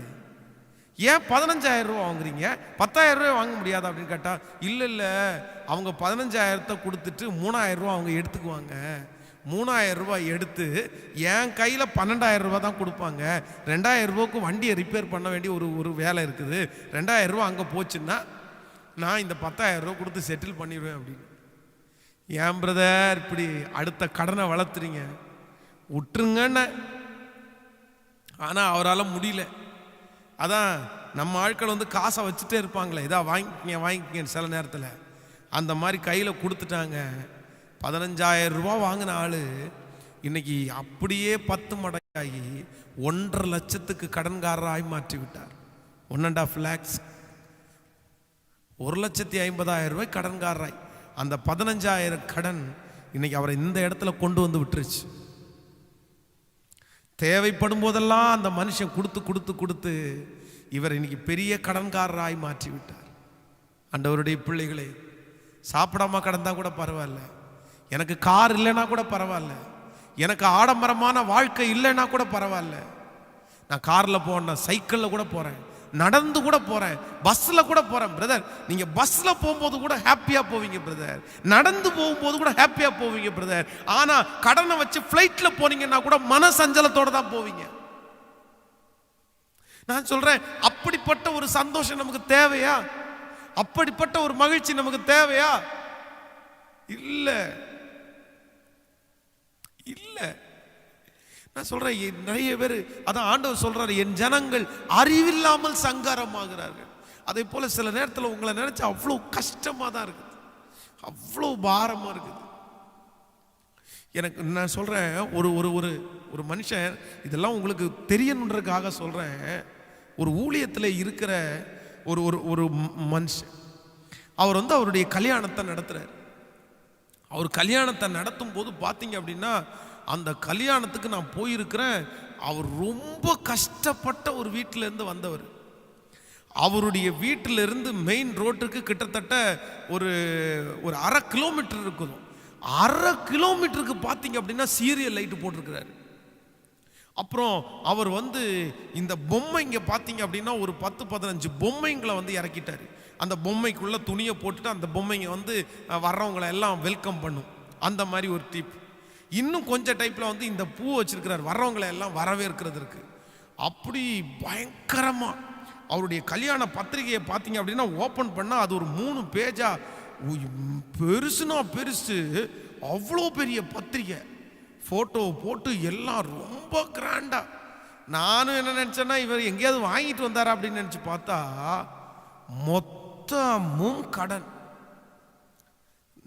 ஆண்டவருடைய பிள்ளைகளே, ரொம்ப துக்கமா சொல்றேன், அந்த கல்யாணத்திற்கு ஒரு 1500 பேர் பக்கத்தில் வந்துட்டாங்க. இந்த ஆடம்பரமான இந்த டெக்கரேஷன்ஸ் இதெல்லாம் பார்த்த உடனே மொய் வந்து 1000 ரூபா வைக்க வேண்டியவங்க 500 ரூபா உருவிட்டு 500 ரூபா, 500 ரூபா வச்சவங்க அதை உருவிட்டு 200 ரூபா. ஏன் அப்படின்னா, இவன் வெயிட்டான பார்ட்டிப்பா, இவனுக்கு எங்கேயோ லக் அடிச்சிருச்சு, இல்லைன்னா பொன் வீட்டில் இவனுக்கு நிறைய கொடுத்துட்டாங்க போல அப்படின்னா அவங்களே ஒரு கற்பனைக்கு வந்து இவ்வளோ கிராண்டாக செலவு பண்ணுறவனுக்கு நம்ம ஏன் வந்து பணம் கொடுக்கணும்னு சொல்லிட்டு வச்சதெல்லாம் உருவிட்டாங்க நிறைய பேர். மொய்யும் நினச்சது மாதிரி வரவே இல்லை. உண்மையிலே ஃபோட்டோ எடுக்கிறதுக்கு நாங்கள் நின்றுட்டுருக்குறோம். மாப்பிள்ளை கடைசியில் தான் நாங்கள் போய் ஃபோட்டோ எடுக்கிறோம். ஃபோட்டோ எடுத்து முடிச்சு பொண்ணு பக்கத்தில் நிற்குது. வருத்தமாக இருக்குது, எனக்கு சொல்கிறதுக்கு வருத்தமாக இருக்குது. என் பக்கத்தில் வந்து கேட்குறாரு, ஒரு 2000 ரூபா இருந்தால் கொடுக்குறீங்களா அப்படின்னு கேட்குறாரு. மாப்பிள்ளை, புது மாப்பிள்ளை, இன்னும் கல்யாணம் கூட முடியல, ஒரு 2000 ரூபா கொடுக்குறீங்களா?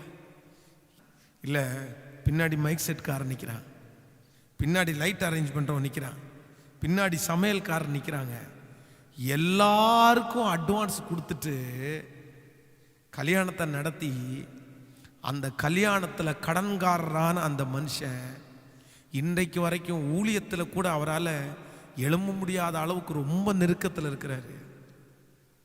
அவரை நான் குற்றப்படுத்தலை, அவரை நான் குறை சொல்லலை. அவர் நல்லா இருக்கட்டும், அவர் ஆண்டவர் நல்லா வைக்கட்டும், அதுலேருந்து ஆண்டவரை விடுதலையாக்கட்டும். ஞானம் இல்லாமல் செஞ்சிட்டாங்க, எல்லாரும் தவறுறதான். ஆனால் இன்றைக்கு இந்த ஜெபத்தில் இருக்கிற ஆண்டவருடைய பிள்ளைகளை உங்களுக்கு சொல்கிறேன், தேவையில்லாத ஆடம்பரத்திற்காக ஏன் பிரதர் கடன் வாங்குறீங்க? இருக்கிறத வச்சு செய்யுங்க பிரதர், இருக்கிறத வச்சு சாப்பிடுங்க, இருக்கிறதுல துணிமணி வாங்குங்க, இருக்கிற காசுல வாடகைக்கு போங்க, இருக்கிற பணத்துல பண்ணுங்க. நான் சொல்றேன், இந்த உலகம் எப்படி வேணாலும் மாத்தி மாத்தி பேசும். நீங்க நல்லா இருந்தா அப்படின்னு, நீங்க ஒன்றும் இல்லைன்னா அவன் ஒன்றும் இல்லாமல் போயிட்டான்னு. நீங்க கடன் வாங்கி ரொம்ப கிராண்டா கல்யாணத்தை நடத்தி இல்லை ஏதோ ஒன்று பண்ணி முடிச்சிட்டீங்க அப்படின்னா பார்த்தோன்னு பயங்கரமா பண்ணிட்டேன் அப்படின்னு சொல்லுவாங்க. ஆனா நீங்க ஒன்றும் இல்லாமல் விழுந்துட்டீங்க அப்படின்னா இவனுக்கு ஓவர் திமிரு, ஓவரா பணத்தை செலவு பண்ணான்னு அதுலேயும் உங்களை குற்றப்படுத்த தான் செய்வாங்க. அதான் நிறைய பேர் எங்கிட்ட வந்து வீடை கட்டி முடிச்சுட்டு டெடிகேஷன் சர்வீஸுக்கு எத்தனை பேரை கூப்பிடணும்னு கேட்கும்போது நான் என்ன சொல்லுவேன்னா, சும்மா ஃப்ரெண்ட்ஸ் சர்க்கிளில் ரொம்ப நெருக்கமான சொந்தங்களில் ஒரு 10 பேரை மட்டும் கூப்பிடுங்க பிரதர், கூப்பிட்டு ஜோம் பண்ணி அனுப்பி விடுங்க, அவ்வளோதான். நீங்கள் வந்து அந்த வீடை கட்டி ஊரில் இருக்கிற எல்லாருக்கும் நான் வீடை கட்டிட்டேன் பாருங்க, நான் வீடை கட்டிட்டேன் பாருங்க அப்படின்னு எல்லாருக்கும் பிரியாணி எல்லாம் போட்டால் நிறைய பேர் பொறாமையாக வந்து பார்த்து எல்லாத்தையும் சுட்டரிக்க தான் நினைக்கிறாங்களே தவிர சந்தோஷப்படுற கூட்டம் ரொம்ப குறைஞ்சிட்டாங்க. ஆண்டவர் உங்களுக்கு கொடுத்திருக்கிற ஆசீர்வாதத்தை நீங்க சந்தோஷமா வச்சு அனுபவிங்க, நீங்க அதுல சந்தோஷமா வாழுங்க. ஆனா அதே நேரத்தில் மற்றவங்களுக்கு முன்பாக பெருமை பாராட்டுகிறதற்காக தயவு செய்து அந்த கடனை வாங்கவே வாங்காதீங்க. இன்னைக்கு நிறைய பேர் ஏன் கடன் வாங்குறாங்க அப்படின்னா தங்களுடைய பெருமையை காமிக்கிறதற்காக மட்டும்தாங்க. பிரதர், நீங்க 300 ரூபா சட்டை வாங்கினா கூட நீங்க அழகா போட்டு துவைச்சு போட்டு நீட்டா இருந்தா போதும் பிரதர். 2000 ரூபா 10,000 ரூபா சட்டை போட்ட உடனே நாளுக்கு நாள் ஒரு சட்டை போடுற உடனே எல்லாருமே வந்து நீங்க ரொம்ப சட்டை போடுறவங்க உங்களை மெச்சிக்கொள்றதெல்லாம் இல்லை, அதெல்லாம் இல்லை. அதனால நீங்க சந்தோஷமா வாழ வேண்டாம், நீங்க நல்ல பொருளை வைக்க வேண்டாம்னு நான் ஒரு காலத்தும் சொல்லலை. நீங்க நல்லா உடுத்துங்க, நீங்க நல்ல பொருளை வாங்கி யூஸ் பண்ணுங்க, நீங்க நல்லா சாப்பிடுங்க. ஆனா ஒன்று, ஆண்டவர் உங்களுக்கு கொடுக்கும்போது இன்னொருத்தர்கிட்ட வாங்கி நீங்க யூஸ் பண்றத தப்புன்னு நினைங்க. பொதுவா இந்த இரவல் வாங்குறவங்களுக்கு எல்லாருக்கும் சொல்றேன், இரவல் வாங்குறவங்க கவனிங்க, நீங்க இரவல் வாங்குற வரைக்கும் அந்த பொருள் நல்லா இருக்கும். ஆனா எப்போ இரவல் வாங்குறீங்களோ அப்பதான் அந்த பொருள் ஒன்றும் இல்லாமல் போயிடும். இது எத்தனை பேருக்கு அனுபவம் இருக்குன்னு தெரியல. நீங்க பைபிள்லேயே அதை வாசிக்க முடியும். பைபிளில் பார்த்தீங்கன்னா தீர்க்கதரிசிகளுடைய புத்திரரை எல்லாரையும் தீர்க்கதரிசி கூட்டு போவார் வீடு கட்டுறதுக்காக. ஒவ்வொருத்தரும் தீர்க்கதரிசிங்க மரத்தை வெட்டும் போது ஒருத்தன் வெட்டிட்டே இருக்கும்போது அவனுடைய கோடாரி வந்து உருவி அப்படியே தண்ணிக்குள்ள விழுந்துருவான். அங்கேருந்து கத்துவான், ஐயாவே ஐயா என் கோடாரி உருவி தண்ணிக்குள்ள போச்சு, இரவலாய் வாங்கினது அப்படின்னு. சொந்தமா வாங்கின அதான் இரவலா வாங்கினதுன்னா நான் என்ன யோசிக்கிறேன் அப்படின்னா, பொதுவாக வந்து இரவலா வாங்கப்பட்டது இன்னொருத்தர் கையில் இருந்துச்சு. இன்னொருத்தர் கையில் இருக்கிற அந்த பொருளுடைய கண்டிஷன் யாருக்கு தான் தெரியும்னா அவருக்கு தான் தெரியும். அவருக்கு அந்த கோடாருடைய ஆப்பு வந்து சரியா இல்லைன்னா அவருக்கு தான் தெரியும். அவர் இரவலா கேட்டவன கொடுத்துட்டாரு, ஆப்பு சரியில்லாத இவனுக்கு தெரியல, கொத்திட்டான், அவ்வளோதான், கோடாரி உருவி தண்ணிக்குள்ளே போயிடுச்சு. நிறைய பேர் இந்த கார் இரவலா வாங்குவாங்க பாருங்க, அவங்க ஒரு செட்டப்பில் வச்சு ஓட்டிகிட்டு இருப்பாங்க, இவங்கள்ட்ட வந்தோடனே கார் ரிப்பேர் ஆயிடும். நம்ம இரவலா வாங்குறது எதுவுமே நிற்காது. எத்தனை பேருக்கு அதனால தான் இரவல் கூட வாங்காதீங்க. இன்னொருத்தர் பொருள் நமக்கு வேணாங்க, ஆசைப்பட வேணாம். அது அவங்களுடைய பொருள், அவங்க வச்சுக்கிடாது, இல்லாமல் வாழ்வோம். அவங்க பொருள் நம்ம வீட்டில் இருக்க வேண்டாம்.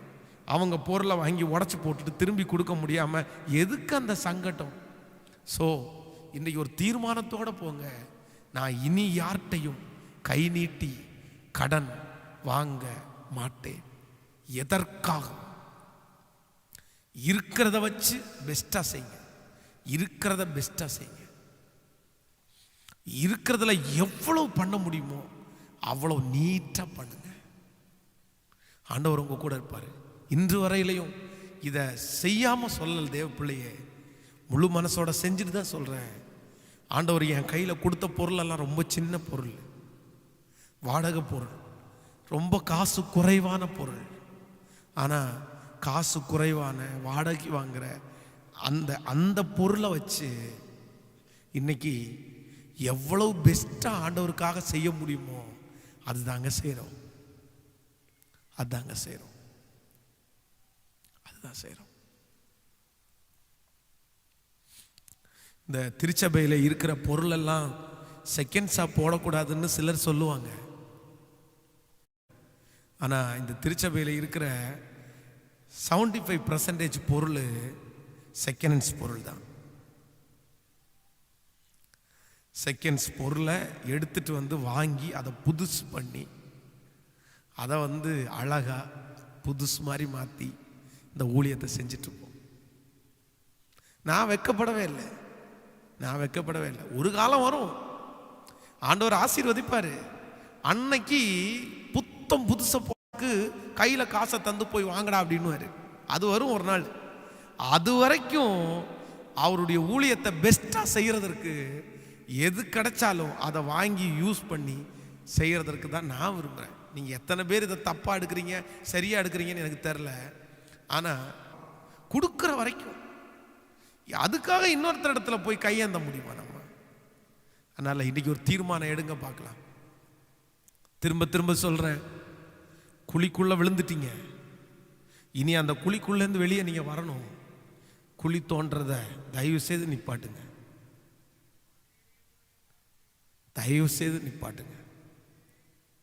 3 காரியத்தை உங்களுக்கு சொன்னேன். இந்த கடன் வாங்க மாட்டேன்னு நான் தீர்மானம் எடுக்கும்போது இந்த 3 உங்களுக்கு வந்தாலும் டோன்ட் வரி, ஆண்டவர் உங்க கூட இருக்கிறார். எத்தனை பேர் ஒப்பு கொடுக்க போறீங்க? எத்தனை பேர் தீர்மானம் எடுக்க போறீங்க? யெகோவா ஈரே, கர்த்தர் பார்த்து கொள்ளுவார். கடன் இல்லாம இருக்க போகிற அந்த சந்தோஷத்தை உங்க வாழ்க்கை அனுபவிக்க போகுது. நீங்க அனுபவிக்க போறீங்க.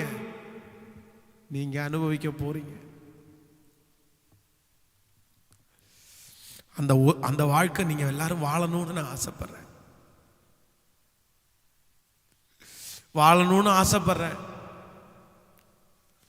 முடிஞ்சவங்க முழங்கால் படியிடுங்க ஆண்டவருடைய சமூகத்தில். நீங்க நிறைய பேர் அந்த சந்தோஷத்தை நீங்க அனுபவிக்கணும்.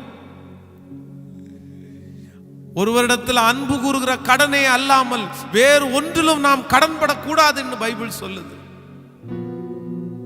நீயோ அநேகம் ஜாதிகளுக்கு கடன் கொடுப்பாய், நீயோ கடன் வாங்காதிருப்பாய்.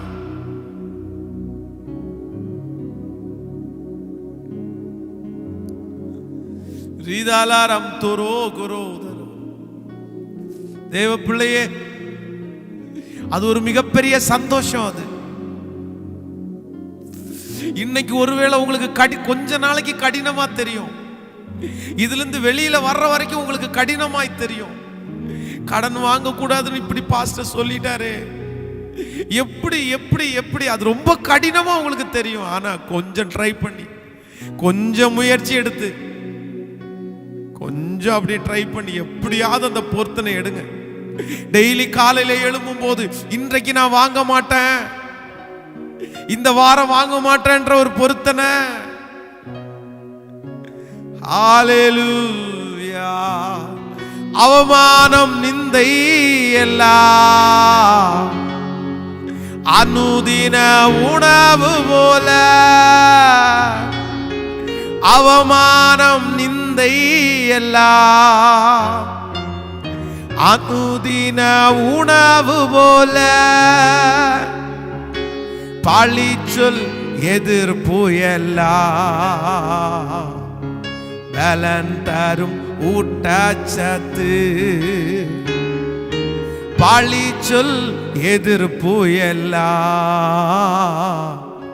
பலன் தரும் ஊட்டச்சத்து. சொல்லுங்க, தொடர்ந்து ஓடு, விட்டு விடாதே, பணி செய்வதை நீ நிறுத்தி விடாதே. தொடர்ந்து ஓடு, நீ விட்டு விடாதே, ஜெபம் செய்வதை நீ மறந்து விடாதே. ஒரு நாளும் வீணாகாது நீ ஓடும் ஓட்டம், நீ செய்யும் ஜெபம் ஒரு நாளும் வீணாகாது, ஒரு நாளும் வீணாகாது. சொல்லுங்க, ஒரு நாளும் வீணாகாது. நான் ஓடும் ஓட்டம், நான் செய்யும் ஜெபம் ஒரு நாளும் வீணாகாது, ஒரு நாளும் வீணாகாது. கண்களை பதித்து விடு. கர்த்தராம் இயேசுவின் மேல் கண்களை பதித்து விடு. கர்த்தராம் இயேசுவின் மேல் சிலுவை சுமம்பதனா சிங்காசனம் அமர்ந்து விட்டார். சிலுவை சுமம்பதனா சிங்காசனம் அமர்ந்து. கரங்களை மேல தட்டி சொல்லிக்கொண்டே தொடர்ந்து ஓடு, விட்டு விடாதே. ஜெபம் செய்வதை நீ நிறுத்தி விடாதே. தொடர்ந்து ஓடு, விட்டு விடாதே. நீ தீர்மானத்தை விடாதே. ஒரு நாளும் வீணாகாது. நீங்க எடுத்த தீர்மானம், நீங்க ஓடுற ஓட்டம் ஒரு நாளும் வீணாகாது. ஒரு நாளும் வீணாகாது. இப்ப சொல்லுங்க எல்லாரும், பிடித்துக்கொள் ஜீவ வசனம், பிரகாசி கிறிஸ்து இயேசுக்கா. பிடித்துக்கொள் ஜீவ வசனம், பிரகாசி கிறிஸ்து இயேசுக்கா. நெறிகட்ட சமுதாயத்தில் நீங்க தானே நட்சத்திரம். பிரதர் சிஸ்டர், நீங்க தான் ஒளி வீசணும். நீங்க பிரகாசம் உள்ளவங்களா மாறணும். அதுக்காக தான் ஆண்டவர் உங்களை வச்சிருக்கிறார். நீங்க ஆண்டவரை அறிஞ்சிக்கிறதுக்கு ஒரு நோக்கம் இருக்குது. ஆண்டவர் உங்களுக்காய் ரத்தத்தையே சிந்துறதுக்கு ஒரு காரணம் இருக்குது. நீங்க சாட்சியா வாழணும். நீங்க தலை நிமிர்ந்து வாழணும். நீங்க வெட்கப்பட்டு போக கூடாது, அவமானப்பட்டு போக கூடாது. கர்த்தரை நீங்க நம்பணும். ஓ, நெறிகட்ட சமுதாயத்தில் நீங்க தானே நட்சத்திரம். தொடர்ந்து ஓடு, விட்டு விடாதே. தீர்மானத்தை இழந்து விடாதே. தொடர்ந்து ஓடு, விட்டு விடாதே. தீர்மானத்தை இழந்து விடாதே. ஒரு நாளும் வீணாகாது. நாங்க ஓடும் நாங்க எடுக்கும் தீர்மானம் ஒரு நாளும் வீணாகாது. ஒரு நாளும் வீணாகாது. ஹல்லேலூயா. ஆண்டவருடைய பிள்ளைகளே, என்ன கவனிங்க. இந்த பாட்டுல ரொம்ப அழகான ஒரு வரியை பாடணும். கண்களை பதித்து விடு கர்த்தராம் இயேசுவின் மேல்.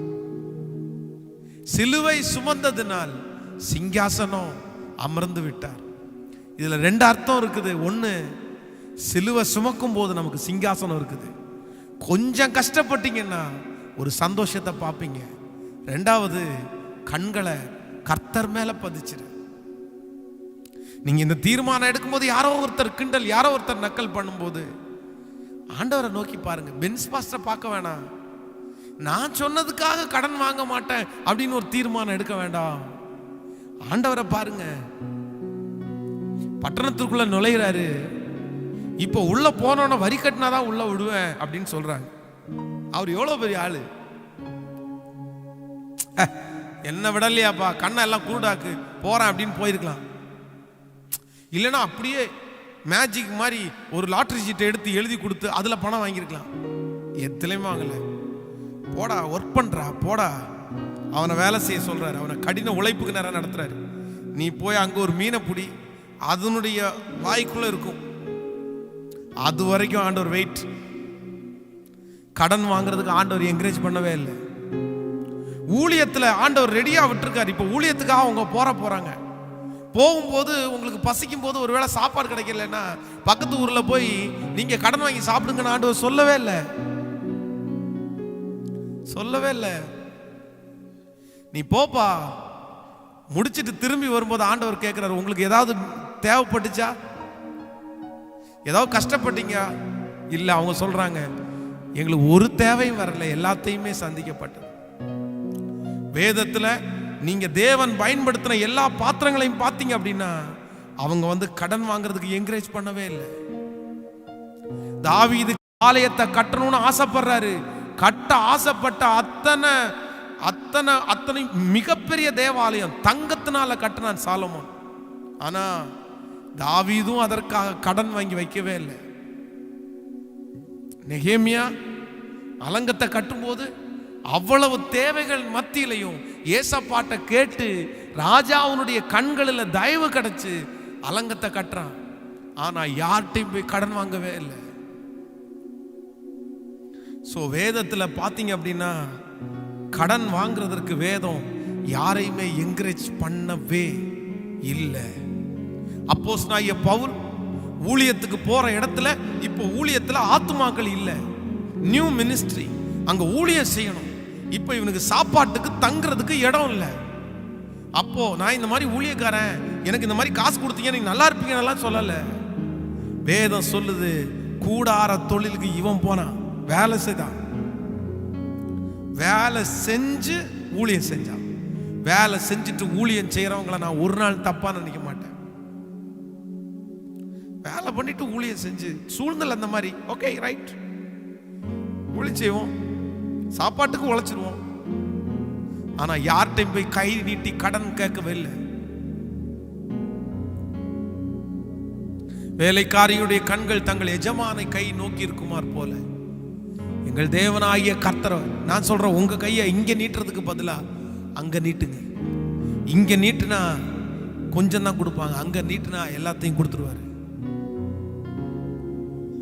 ஜெபிக்கலாமா? கண்களை மூடி இப்ப சொல்லுங்க, கண்களை பதித்து விடு கர்த்தராம் இயேசுவின் மேல். சொல்லுங்க எல்லாரும், கண்களை பதித்து விட்டே கர்த்தரா உங்க மேல. இப்ப சிலுவை சுமக்கிற நானு, வெகு சீக்கிரத்துல சிங்காசனம் எனக்கு உண்டு. இப்ப சிலுவை சுமக்கிற நானு, வெகு சீக்கிரத்துல எனக்கு சிங்காசனம் உண்டு. இப்போ இப்போ எப்ப எல்லாரும் என்ன செய்ய சொல்லு, தொடர்ந்து ஓடுவேன், விட்டு விட மாட்டேன், தீர்மானத்தை கைவிட மாட்டேன். சொல்லுங்க, தொடர்ந்து ஓடுவேன், விட்டிட மாட்டேன், தீர்மானத்தை கைவிட. சொல்லிக்கொண்டே பிரதர் சிஸ்டர் சொல்லிக்கொண்டே, தொடர்ந்து ஓடுவேன், விட்டிட மாட்டேன், தீர்மானத்தை விடவே மாட்டேன். டாடி, உம்முடைய பிள்ளைகளுக்காக பாரத்தோட ஜெபிக்கிறப்பா. இந்த 7 நாட்கள் கடன் பிரச்சனை முடியும் போது ஒரு பெரிய மகிமையை நாங்க பார்க்கணும்பா. உங்க பிள்ளைகள் எல்லாரும் இன்னைக்கு தீர்மானம் எடுத்துக்கிறது நீர் அறிவீர். ஆனா இந்த தீர்மானத்துல எந்த அளவுக்கு என்னால நிற்க முடியும்னு அவங்களுக்கு டவுட்டாவே இருக்குப்பா. இந்த சத்தியத்தை கேட்கும் போதே அவங்களுக்கு நிறைய பேருக்கு டவுட்டாவே இருக்குது, எப்படி பாஸ்டர்? ஆனா அதற்கு வேண்டிய பலனை இப்ப என் பிள்ளைகளுக்கு டிரான்ஸ்ஃபர் பண்ணுங்கப்பா. அதற்கு வேண்டிய கிருபையை டிரான்ஸ்ஃபர் பண்ணுங்கப்பா. அந்த மாதிரி சூழ்நிலைகள் எதுவும் வராதபடி ஆண்டவர் உங்க பிள்ளைகளை தடுத்து நிறுத்துங்க ராஜா. ஆக்சிடென்ட்ஸ், வியாதிகள், தேவையற்ற செலவீனங்கள் எங்க பிள்ளைகளுக்கு வரவே கூடாது. இனி அவங்க அப்பா ஆடம்பரத்திற்காக இனி கடன் வாங்க மாட்டாங்கப்பா. தங்களுடைய சந்தோஷத்திற்காக கடன் வாங்க மாட்டாங்கப்பா. தன்னுடைய பெருமையை காண்பிக்கிறதுக்காக கடன் வாங்க மாட்டாங்கப்பா. கிருபையின் கரங்கள்ல தாழ்த்துறோப்பா. இந்த 7 நாட்களும் ஜெபிக்கிறதற்கும் பிரசங்கம் பண்றதுக்கும் தேவையான பலத்தை நீங்க தான் தரணும். வார்த்தைகளை நீங்க தான் தரணும். எனக்காக ஜெபிக்கிற ஒவ்வொரு தாய்க்காக, தகப்பனுக்காக, சகோதரனுக்காக, சகோதரிக்காக ஜெபிக்கிறேன். அநேகருடைய ஸ்தோத்திரத்தினால கிருபை பெருகுன்னு சொன்னது மாதிரி எத்தனையோ ஆயிரக்கணக்கான பேர் எனக்காக ஊழியத்திற்காக ஜெபிக்கிறாங்களே. இன்னும் லட்சக்கணக்கான பேரை இந்த ஊழியத்திற்காக ஜெபிக்கிறவங்களை எழுப்புங்கப்பா. ஊழியக்காரனுக்காக ஜெபிக்கிறவங்களை எழுப்புங்கப்பா. உங்க கிருபையின் கரங்களை தாழ்த்துறோம். நீர் கூட இரும், நீர் நடத்தும். இயேசுவின் மூலம் ஜெபம் ஏறெடுக்கிறோம் நல்ல பிதாவே. என் ஆத்துமாவே கர்த்தரை ஸ்தோத்திரி, என் முழுவலுமே பரிசுத்த நாமத்தை ஸ்தோத்திரி. என் ஆத்துமாவே கர்த்தரை ஸ்தோத்திரி, கர்த்தர் செய்த சகல உபகாரங்களையும் மறவாது. நம்முடைய ஆண்டவராகிய இயேசு கிறிஸ்துவின் கிருபை, பிதாவாகிய தேவனுடைய அன்பு, பரிசுத்த ஆவியானுடைய அந்யோன்ய ஐக்கியம் நம்மனரோடும் இன்றும் என்றும் சதா காலம் கூட இருப்பதாக. ஆமென், ஆமென். Praise the Lord. ஆண்டவர் உங்களை ஆசீர்வதிப்பார். தொடர்ந்து காலையிலே சந்திப்போம். தேங்க்யூ. God bless you.